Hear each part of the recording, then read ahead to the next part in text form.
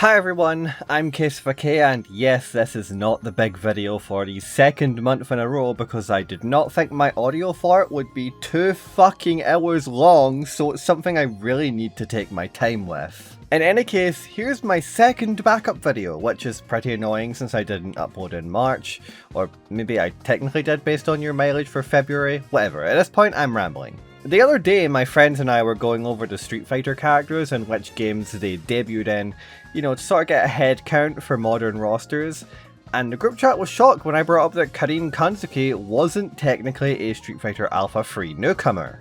To be specific, Karin debuted in the Sakura Ganbaru manga, which serialized through 1996. Specifically, she debuts in the second chapter. I'll spare you all the dirty details right from the get-go, but I'll touch on Sakura Ganbaru again real soon, because the surprise of my friends actually led me into a really esoteric path of thinking.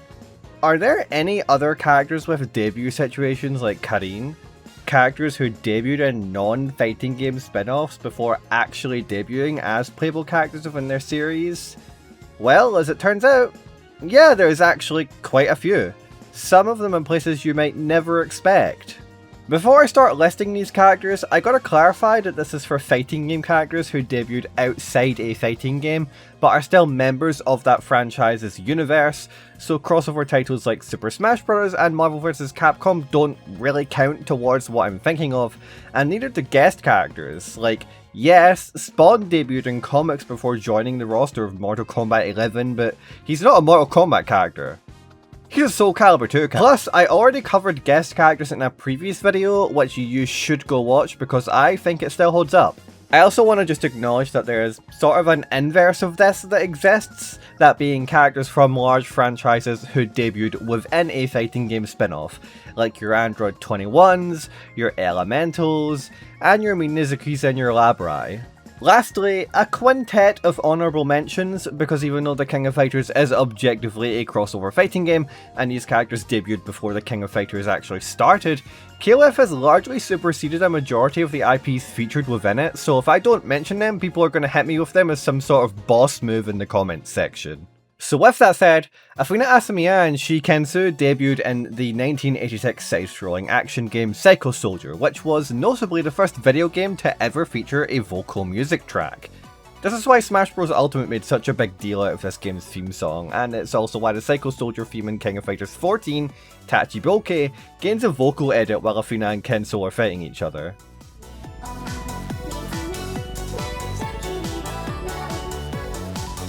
Next up, Ralph Jones, Clark Still, and Hydern all come from the Ikari Warriors series of top-down shooters. Ralph and Clark are the two main playable characters, though in English the two were named Paul and Vince respectively. Hydern, on the other hand, is a character who appears in the opening of Ikari 3's NES version, which is probably the most obscure debut I'll touch upon in this entire video.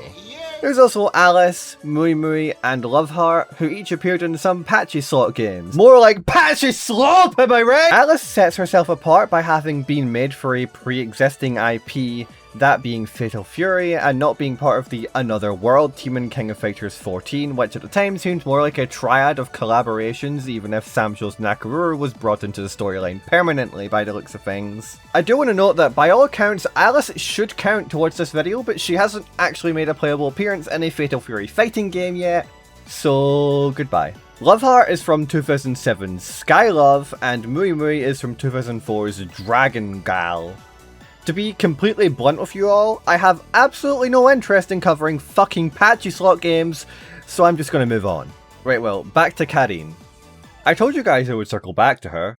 Karin made her official debut in the second chapter of the Sakura Ganbaru manga, which sometimes is scanlated as Sakura will do her best.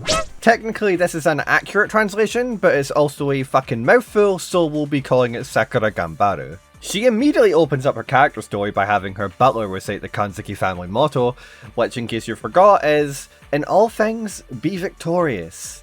She uses this motto as a reason to take up martial arts and street fighting, with consent from her father. Also, apparently in the feudal era, you weren't a true Kanzuki until you had beheaded 100 warriors, so she may actually be making it tamer by just street fighting. Upon watching Sakura win a street fight, she's like, "Hey wait, that girl's wearing my school uniform." And as you would imagine a pair of schoolmates would do upon first meeting each other, Karin immediately challenges her to throw hands, even going as far to claim that Sakura was granted life upon this world for the sole purpose of exchanging fists with her, which might not even be in the top 5 most sapphic things Karin says or does in this manga, as the very next day she literally flings herself through Sakura's bedroom window from a helicopter. Karin employs an original martial art mixed together from karate, judo, combat sambo, aikido, muay thai, taekwondo, wrestling, kopujutsu, shaolin kung fu, tai chi, baguazhang, and martial arts, whatever that means. Karin's fighting style is described in her first fight with Sakura as quick, light, and full of successive attacks, even being noted as scattering high and low attacks to mess with Sakura's blocking stance. Of course, since she knows Aikido, she's also capable of reversals. If you're starting to think this sounds familiar, that's because the Alpha 3 team did their homework when adapting this character, and her fighting style in Alpha 3 follows these same observations. She's fast, is capable of successive attacks through her Rekkas, and her Rekkas give her access to high and low attacks to mix you up, even coming with enders that have reversal counters. In fact, I'm fairly certain that a lot of Karin's animations and key poses are pulled directly from these very same pages. The only major difference is that her school uniform is a different colour than Sakura's, but this might have almost not been the case, as we can see with this idol animation of Karin that has her wearing the Tamagama Minami uniform with the rest of her garments intact. The idol animation itself is clearly an edit of Sakura's, but the manga was never colorized, and it can generally be assumed that the Tamagawa students typically all wear the same uniform, especially since Kei has never been depicted wearing other colours. I think Capcom just wanted Karin to appear distinct in motion, which is fair. Before I touch on this next one from the Sakura Ganbaru manga, I want to address an elephant in the room. Do Final Fight characters count for this? Well, it really depends on just who you're asking. Personally, I consider it more of a sister series than a spin-off, so I don't count it, but I guess it might come up sooner or later regardless of what I say, so I may as well mention that Guy, Cody, Rolento, Sodom, Hugo, Poison, Abigail, and Lucia all debuted in the Final Fight game before appearing in Street Fighter. Maki Genryusai from Final Fight is a different case though, because no matter which direction you look at it from, she does qualify for this video since she appeared in the Sakura Ganbaru manga as well, before she appeared in the Street Fighter Alpha series. Though her appearance in Alpha 3 is as well in a weird spot since Alpha 3 Upper and Double Upper / Max kinda just ported characters over from crossover games like Capcom vs SNK 2 and Capcom Fighting Jam. Maki fights Sakura briefly during Karin's big tournament arc near the start of the manga. She almost wins, but decides to back out at the very last second after realizing she's probably not gonna win and gives Sakura her badge, which is the thing that the contestants need to collect to prove that they won each fight. She has her very rowdy personality from the original Super Famicom version of Final Fight 2, which I feel the need to mention because for some reason the Super NES release completely changed her personality to a kind-hearted girl who hates violence, which is just funny to me because Maki could not be a more ridiculous character to apply this localization to. Anyway, I think it's about time we moved on from talking about manga and started talking about its cel-animated cousin, anime. I think if you're watching this video and you're big on modern fighting games, you've probably been screaming at your monitor for the whole video just waiting for me to name drop a specific character. And I guess it's time to bring up Unika from Guilty Gear Strive, as her debut was in the anime series Guilty Gear Strive Dual Rulers. I'm gonna be honest, I didn't actually watch Dual Rulers while it was airing, and I actually only watched it while I was doing research for this video. So the impressions you're gonna hear from me talking about it in this video are pretty much my thoughts coming directly off it. And it was a binge watch, of course, which isn't something I like doing, but Dual Rulers wasn't necessarily a bad candidate. I will say that it was a little silly at times to see the main characters using their Strive models while other characters were hand-drawn. In a way it kinda reminded me of how that one Kirby anime did it. The action sequences seemed to have a little more touch-up done though, which was appreciated since the fight choreography was great when it was allowed to be. Maybe Strive's story looked like this, but I never touched that shit. I think I got a little off track there, but now we're entering spoiler territory, so I'm going to give you a few seconds, and then I'll cover the SparkNotes version of Dual Rulers. I'll leave a full review of my thoughts on Dual Rulers on my Patreon as this month's bonus feature, but beyond that I'll only be talking about the basic synopsis and any plot details and scenes that I feel are relevant to Unika's gameplay. Dull Rulers is a series that puts Sen Kisk in the lead role, and Unika is more or less the main antagonist, Asterisk, who's trying to take out all the gears. With Kain Desi frozen and Sol having lost a bunch of his innate powers in the events of Guilty Gear Strive, it's up to Sen, a death metal singer, a trans girl for Yo-Yo and all their buddies, and also Sol still because the nerfs didn't ruin him that badly, to save the world from a genocidal mass extinction of gears.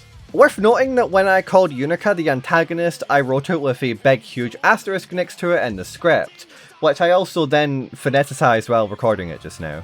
With that said though, she's definitely a foil to Sen, because she's his sister from an alternate timeline where he and Desi went berserk and killed each other. And she cynically wants to destroy all the gears, whereas Sen views the world in a more childlike and hopeful lens. Since she's from the future, she's technically the older sister, but she's also his younger sister since she was born after. It's an Arcus game, what did you expect?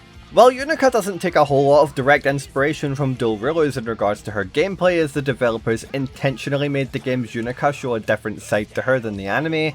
Her moveset alludes to her role in the show as someone who wants to rid the world of gears, and also as the daughter of Desi and Kai Kisk.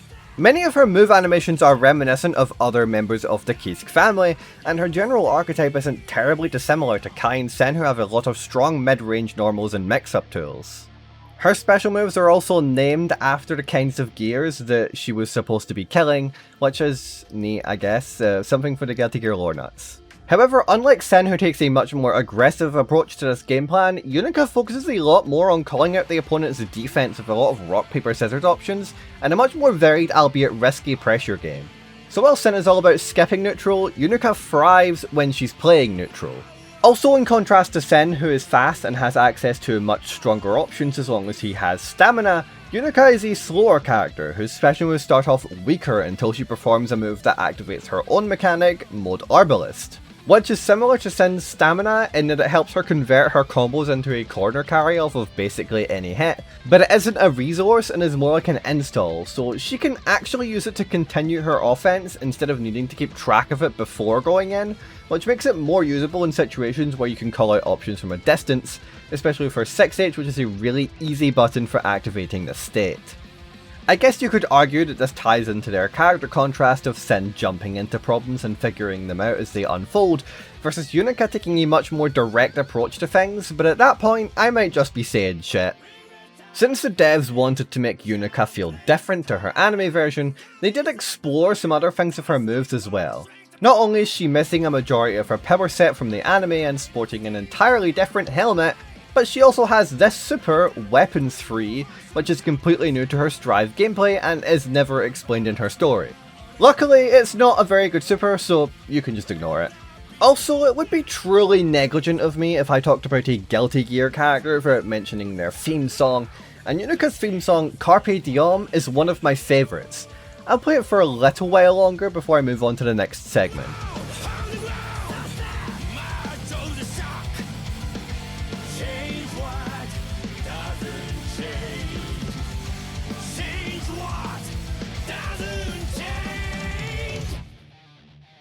I guess while I'm talking about arcs as franchises, I should pivot to BlazBlue, since this series has absolutely no shortage of these characters.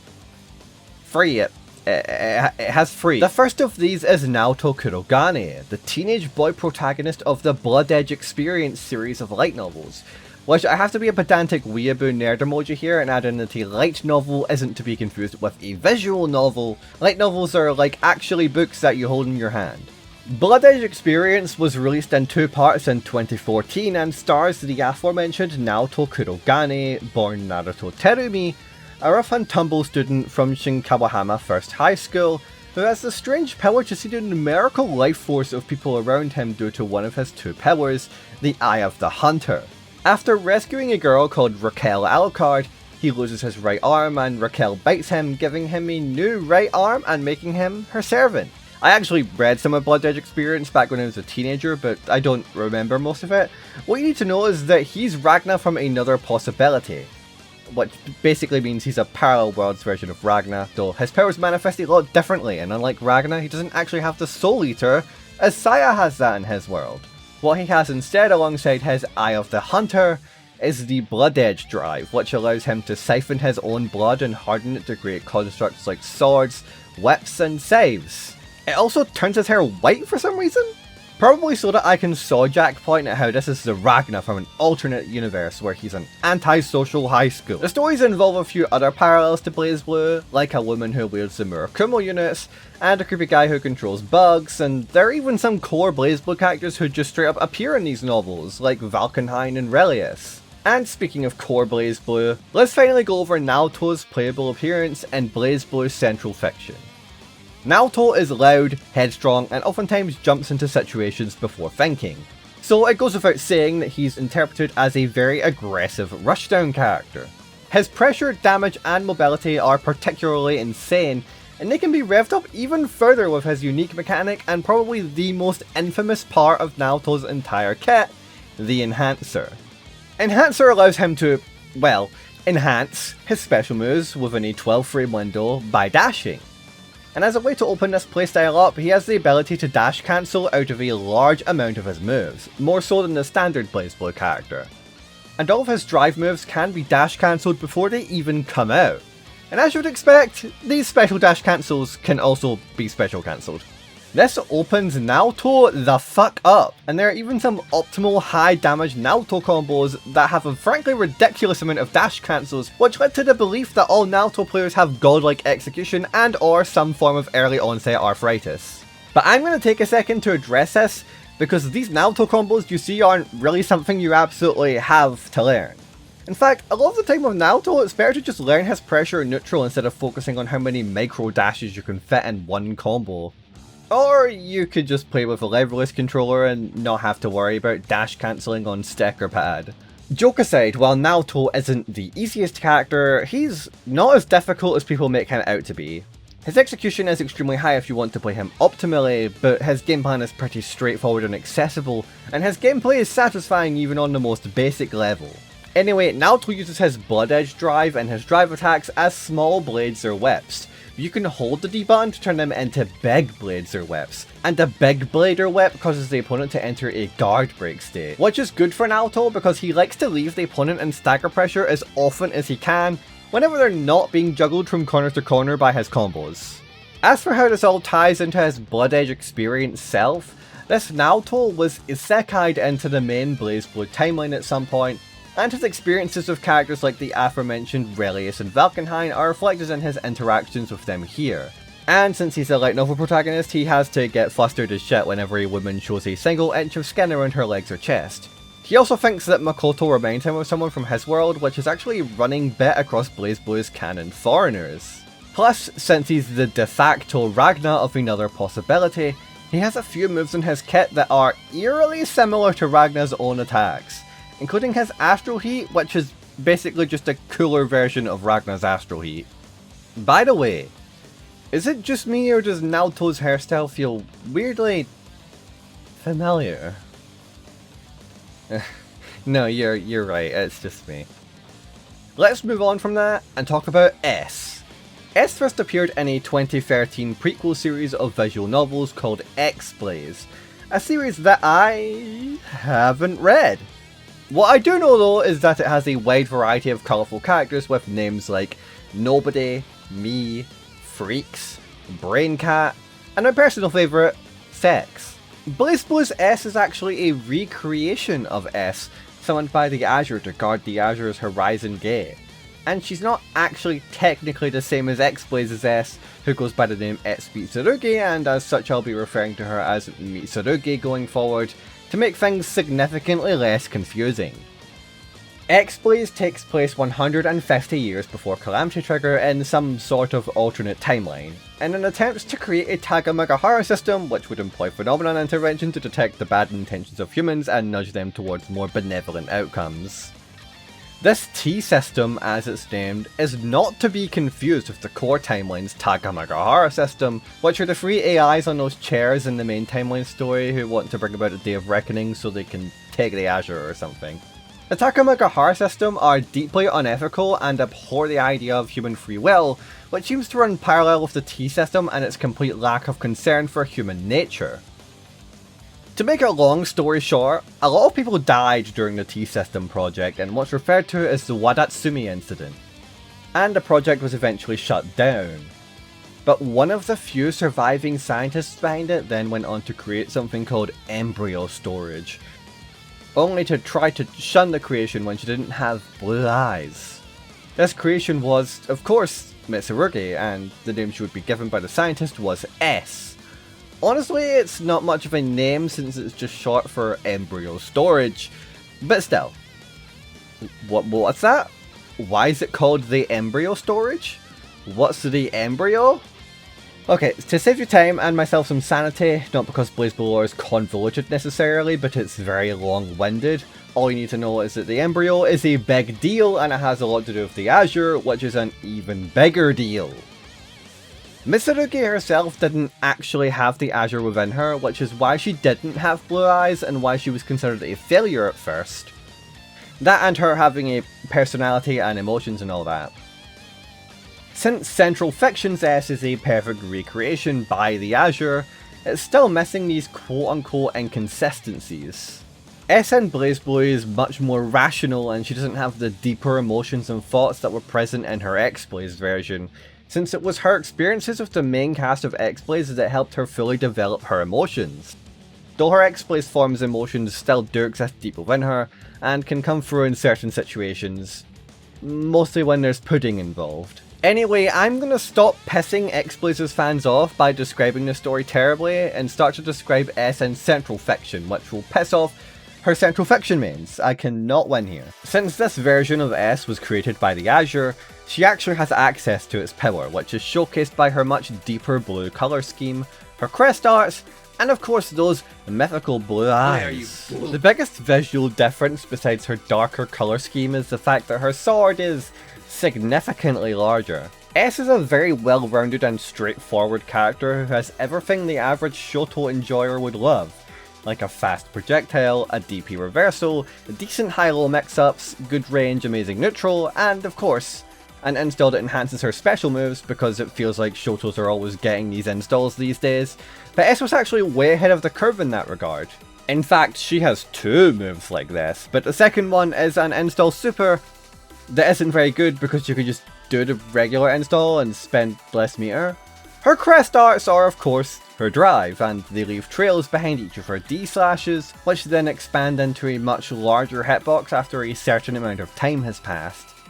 These can be as short as an extra 30 frames, or as long as over 140 frames depending on the move, which makes it a solid drive for forcing bad options from your opponent, since you can set up the crests on whiff and block too, meaning you can constantly reset your pressure, or even use them as Okizeme. Or you could just play like a day one BB tag S and spam JD in neutral to feel like you're controlling so much space of a giant hitbox.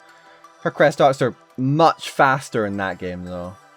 All in all, S is a pretty simple and straightforward character, but watch out! Also, her smaller, thinner sword from X-Blaze is actually visible in her Astral Heat, which is one of the most visually breathtaking Astrals in both Central Fiction and Cross Tag Battle. Also, she does have her superior X-Blaze design as her colour 11, which is a colour reserved across all characters in Central Fiction as an X-Blaze reference.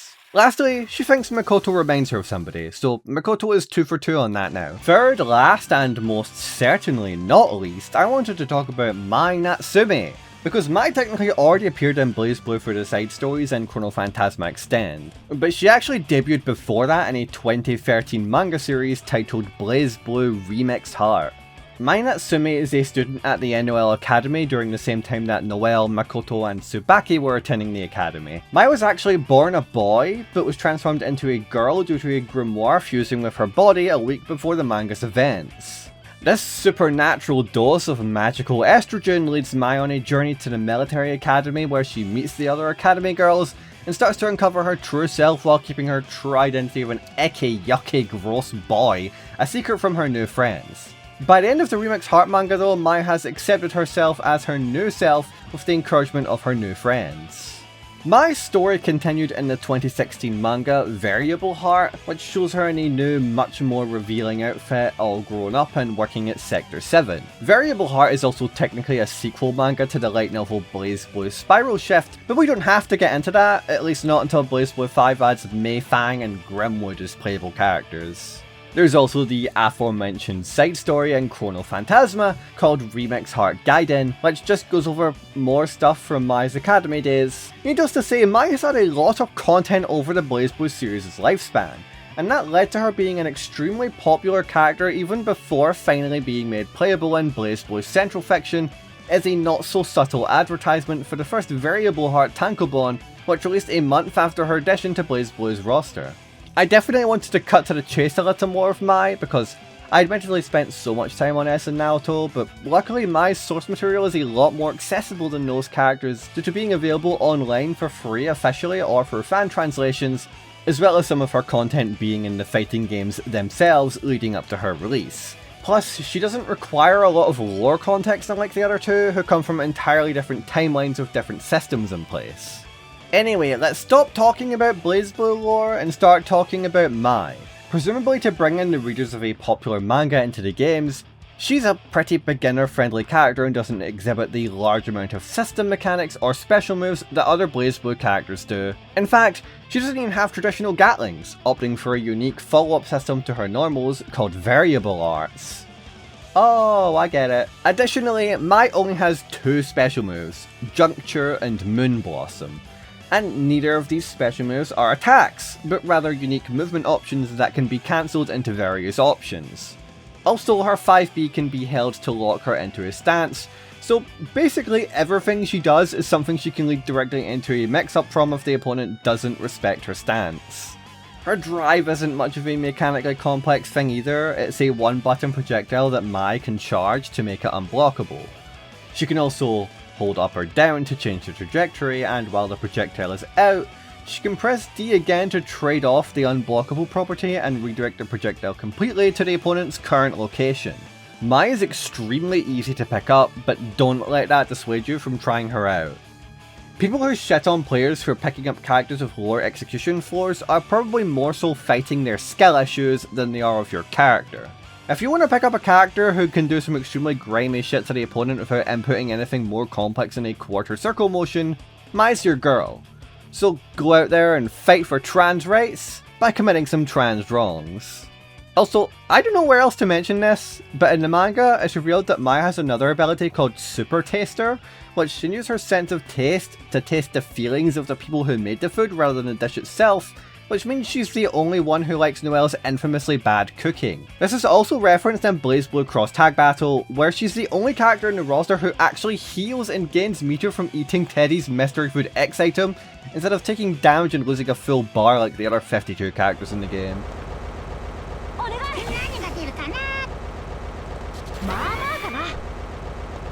If you're scared of BlazBlue, don't be. It's a fun game, but you also probably shouldn't be scared anymore because I'm done talking about it. When I was researching for this video, I kind of forgot how many BlazBlue characters were introduced outside of the games themselves.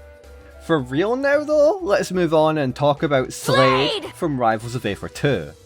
A game which I have on my Steam library, but I haven't actually ever played for some reason. Slade comes from the spin-off title Dungeons of Aether, which I also haven't played. This complicates things. Whatever, I'll just get somebody else to do this segment. Next up is Slade the Shark from Aether Studios Games. Slade first appeared in Dungeons of Aether, a turn-based dungeon crawling RPG released in 2023 that was a spin-off of the Rivals of Aether games. Slade would later be introduced into the main platform fighter series in the April 2026 update of Rivals 2. Slade was introduced as one of the 4 new main characters in Dungeons of Aether, and it's characterized as a stylish and swagger pirate from the far-off Polokai Islands. In Dungeons, Slade makes his way to Jewel's Vale in a quest to lure Orcane back to his homeland, and gets caught up in the events surrounding the steampunk town. To translate that sass and swagger, Slade's unique gameplay mechanic in Dungeons of Aether is that defense dice only gives him +1 to his stats, regardless of the slot that they're placed in. To offset this, as long as his speed is higher than the opponent, he'll dodge attacks entirely. His other unique attribute in Dungeons is that many of his attacks interact with gold. Steal is a souped-up version of his normal attack, which instantly steals 3 gold from his opponent. Bribe lets him spend gold to gain extra defense and stamina, and Flurry is an attack that lets him spend 10 gold to deal extra damage. When translating these attributes to bring Slade into Rivals 2, there were many design possibilities brought up for him. Slade was the most requested character from Dungeons, so they knew they wanted him in the game earlier rather than later. The team also knew they wanted to add a Link-esque sword character with items, and Dungeons of Aether has a lot of items to pull from. So they ended up on making Slade a zoning archetype with a focus on items and upgrades. There were a few animations and keyframes they were able to take from Dungeons of Aether. His idle animation being his idle from Dungeons, his spot dodge being his dodge animation from Dungeons, his forward is strong being his attack animation from Dungeons, and his second taunt being his victory pose from Dungeons. However, for the rest of his moves, the team had rough approximations and ideas on moves they would like, looking at other fighting games for inspiration, and then asked, how can we make him spin more and be more sassy with it, to really translate his flamboyant personality? Translating the golden item mechanic from Dungeons into Rivals 2 was done quite literally. Whenever Slade deals damage to an enemy, his opponents will drop coins. Each 1% inflicted translates to 10 gold, with a bronze doubloon being worth 10, a silver doubloon being worth 20, and a gold doubloon being worth 50. With this gold, he can use it to spend it on items using his neutral special, or upgrades using his down special. All these items are items that appear in Dungeons of Aether. For his neutral special, he pulls out throwable objects with different properties, and each item is generally a stronger option based on their gold cost. In order from cheapest to most costly, the Shuriken, the cheapest option, does low damage and knockback. The Drop of Nourishment, affectionately dubbed the Shiny by Slade, glows after hitting an enemy, and will heal 1% if picked up again while glowing. The Boomerang is a long-range throwable item that returns back to the original position from which it was thrown, and it can hit opponents as it travels out and back, and can be caught again on its way back. And finally there's a Bomb, which has high knockback and is a strong finisher. Slade can also use his gold to buy upgrades from his down special. There's the Earthen Earrings, which enhances down air into a strong downward spike, with an additional landing hitbox. There's a Chain Hook, which gives Slade a tethered grab, zair, and a wall cling. There's the Winged Boots, which gives Slade a second mid-air jump and reduce friction. And finally there's the Phoenix Feather, which saves Slade from losing a stock a singular time, bouncing him back from the blast zone. One thing lost in translation for his character was the focus on his speed. Due to being created as a disjointed zoning character with items and upgrades, to balance his concept for Rivals 2, his maximum run speed is very low, second to last in the cast as of writing. A far cry from his characterization in Dungeons of being a tricky speedster. However, Slade would probably be a bit busted if he was also one of the fastest characters in the game, on top of his disjointed sword and other zoning tools. Regardless, he ends up being a charming character to play. His unique economy system and weighing your purchases on items versus upgrades can really set apart playstyles. His animations also really sell his playful personality as a swagger of the sea. Okay, cool! Thanks Elotran for the awesome segment on Rivals of Aether 2. You know, it's actually really easy to make videos when you get other people to do all the work for you, and at the time Elotran spent working on that segment, I could probably have installed Rivals of Aether 2 and actually played it, but I didn't do that because I'm lazy and I wanted to play Tomodachi Life, so I just worked on the rest of the script instead. Speaking of which, now it's time for the craziest ones I've saved for last, at least in my opinion, because we're heading to Outworld for some good old Mortal Kombat. And I do mean good old Mortal Kombat, because these days I more or less refuse to acknowledge anything in the series past the year 2006. With that said, let's completely and immediately subvert my good keyword by talking about Mortal Kombat Mythology's Sub-Zero, a complete shit-ass hot dog water game released in 1997, whose only real claims to fame are its live-action FMV cutscenes, the Mugen characters made using sprites for it, and of course, the characters Serena and Shinnok, who debuted in the game. Okay, it's not that bad, but it's not good either. Mortal Kombat Mythologies was a great idea executed at the wrong time, which we know for sure because Mortal Kombat Shaolin Monks exists, and that game is gas. So I'm going to cover Shinnok first, since I probably have the least to say about him, which is ironic because he's one of the main big bads of the Mortal Kombat series and the main big bad of this game especially, but Shinnok is kind of an auraless antagonist. He's stuck competing with Shang Tsung and Shao Kahn, who sandwich him between MK3 and MK Deadly Alliance's better, more cunning and more interesting antagonists in both the Midway timeline and the NetherRealm timeline if you want to count Aftermath as a true ending to MK11. And in every appearance Shinnok makes, he's also aided by Quan Chi, who's a much more interesting and proactive character than he is. But I'm getting ahead of myself here, so let's talk about Shinnok's role in MK mythologies.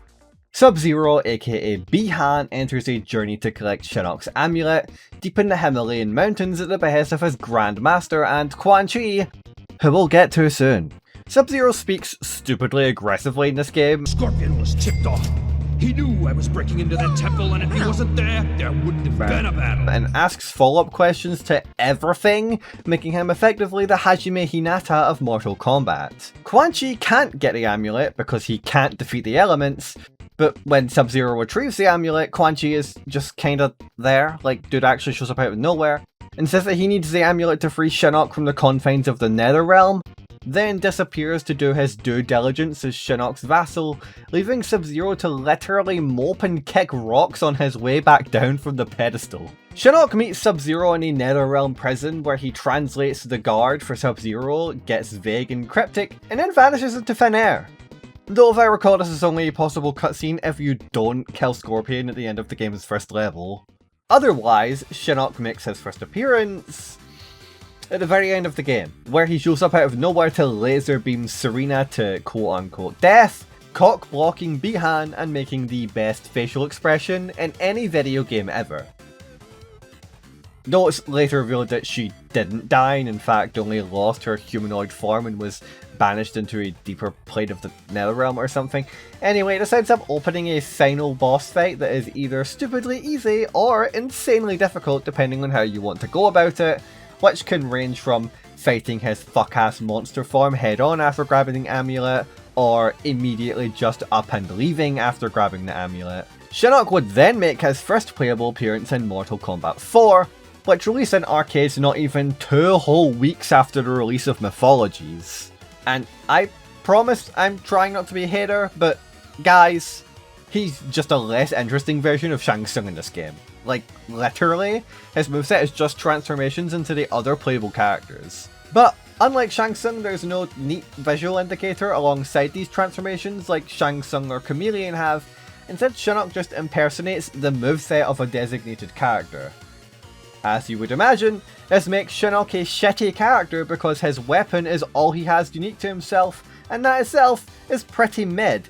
So all Shinnok has in his kit is the ability to turn into a more complete character for like 10 seconds when you could just pick that character at the character select screen.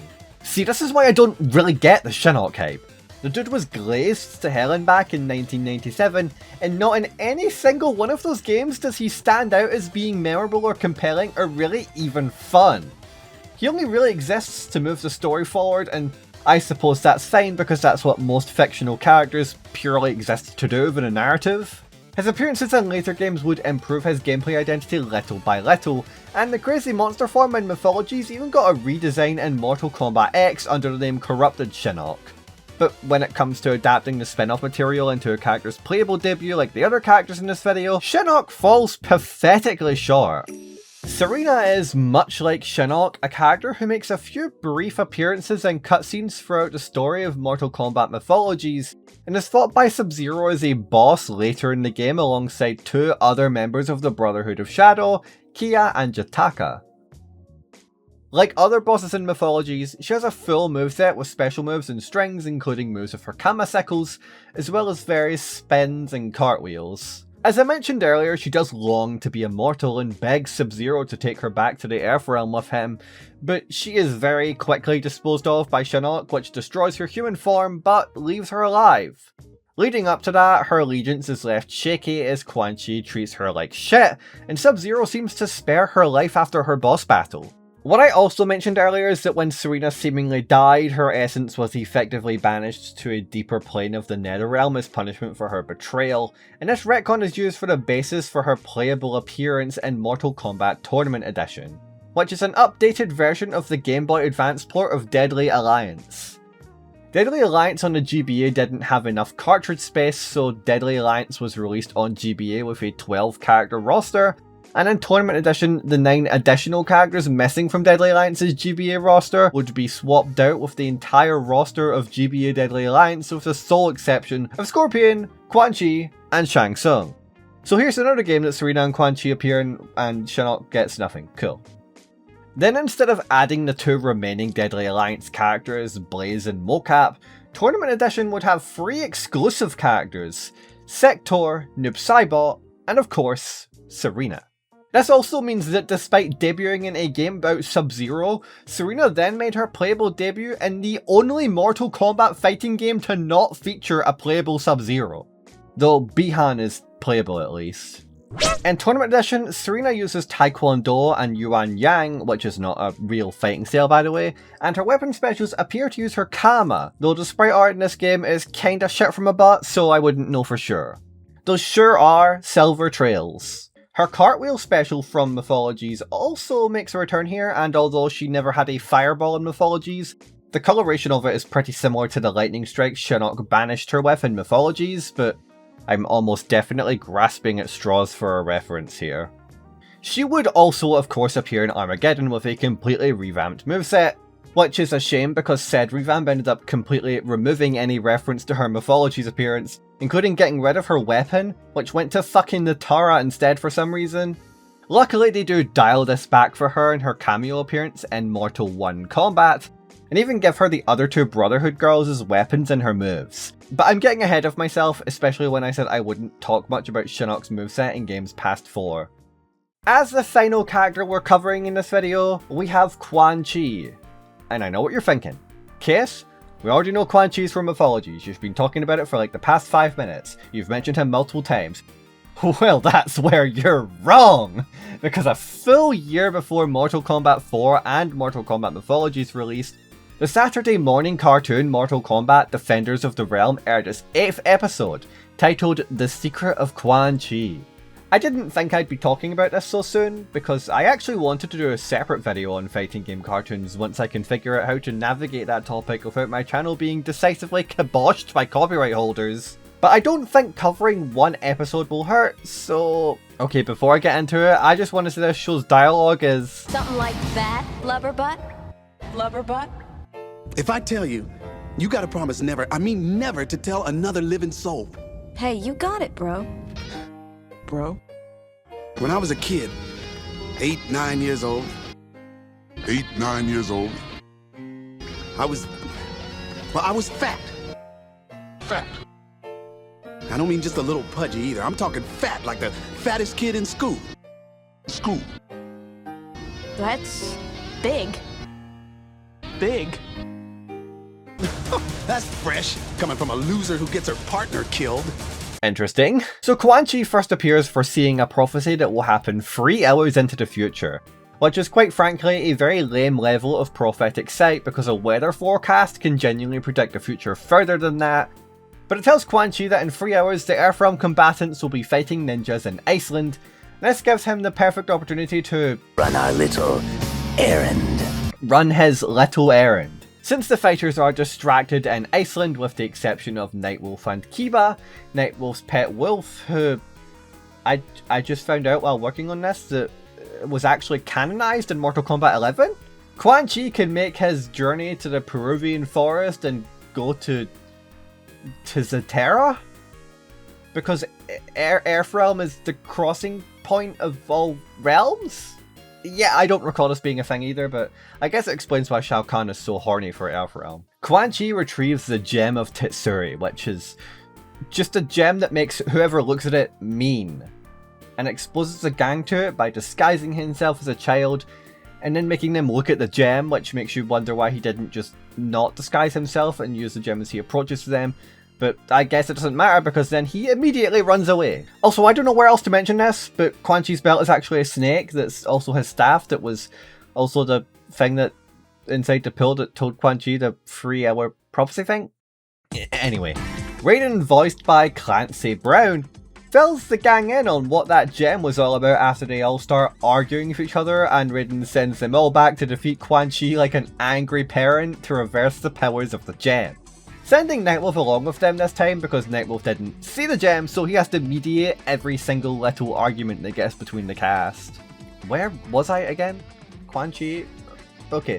Nightwolf and Kima track down the gem and Quan Chi's like, only the strongest warrior of you can destroy it. Which is a really obvious rage bait to cause more infighting, but it works on the gang and Nightwolf is like, guys, no. Being mean is road slap. Did I just... Why did I do the Deku inflection? He ends up being ambushed by Quan Chi before he's finally able to start breaking his friends out of their madness by telling them all that they should stop fighting and that working together is kind gem. Quan Chi summons this weird magic snake thing which Nightwolf one-taps before destroying the gem, causing Quan Chi to make the stupidest noise of all time before disappearing. And that's Quan Chi's first appearance. Honestly, he himself doesn't really do much in the way of actual combat, and it doesn't really do much of Quan Chi's character at all. Shinnok is never mentioned. The cast just goes back to business and talks about how they learned the importance of friendship and honesty and teamwork because this is a cartoon that was aimed at a child audience. Either way, Quan Chi made his playable debut in Mortal Kombat 4. Sporting the same outfit from the show, which was probably already finalised because they were most likely shooting for mythologies at the time. It is shown that he can teleport and puppeteer living things in the actual games as well, which were things he was doing in the cartoon. I imagine the disparity behind the gameplay and TV debut is most likely because the writers were given the character during a very early stage of his creative cycle, but hey, Quan Chi did always carry a little bit of cartoony spirit of him in later games, having his extremely silly leg bludgeoning fatality in Mortal Kombat 4 and his dumbass giraffe fatality in Deadly Alliance. And, well, that's all the characters I wanted to talk about today. When you put it into perspective, there's a wide variety of mediums represented in here. We got novels, platformers, manga, anime, visual novels, and even cartoons. And admittedly, I only really scratched the surface of this topic. There's a good chance you've got something in mind that I didn't talk about in this video, and you should share that with me in the comments, because if there's enough additional characters to talk about, I might have to make a second video going over those. When thinking about which mediums are represented in this niche subgenre of characters, I realised that we are missing one critical medium that should be rectified as soon as possible. The tabletop game. With that said, Capcom, please allow me to pitch you a moveset idea for the thing that should not be, from the Street Fighter tabletop RPG. Because if the Juri and Aki fans aren't willing to fix this character, then you could start weeding out the weak in what will be known by historians as the Great Gunnar War of 2028. Okay, that's another video finally on my channel. Hey guys, did you miss me? Yeah, so my computer kind of exploded cutely back in March. Not cutely, there was nothing cute about it. It was actually really annoying and really expensive, but that's why my videos have been super behind and off schedule, and it's going to be that way for a while. If you're on my Patreon, you'll have noticed that like the April bonus feature went up in May. That's kind of how things are going to be until I can pick up the pace enough to stabilize my content, but I'm not gonna like bite your ear off about it. Thank you also to Elotran for helping me out with this video. That was decided after the PC exploded, by the way, not before. Just so we're clear on the timeline of events. That collab was decided after the PC blew up. Thank you to Mick, XCat, Redrill, and Phenomenal for their support this month on Patreon. As mentioned earlier, this month's Patreon bonus feature is a review of Guilty Gear Strive Dual Rulers. I don't really do reviews often, and I kind of don't plug my Patreon very often, so I'm going to take this chance to plug it. Please check out my Patreon if you like what I create. It would actually really help me a lot considering second mortgage. No, but the PC repairs weren't kind to my wallet. Either way, I am going to do my best to stabilize this content cycle. Make sure to follow me on Blue Sky and like I guess Twitter also if you still use that shithole of a site. I stream on Thursdays and Saturdays. Play Compass, do the hokey pokey, and turn around. That's it. Bye. No, seriously, the video's over now. Please leave.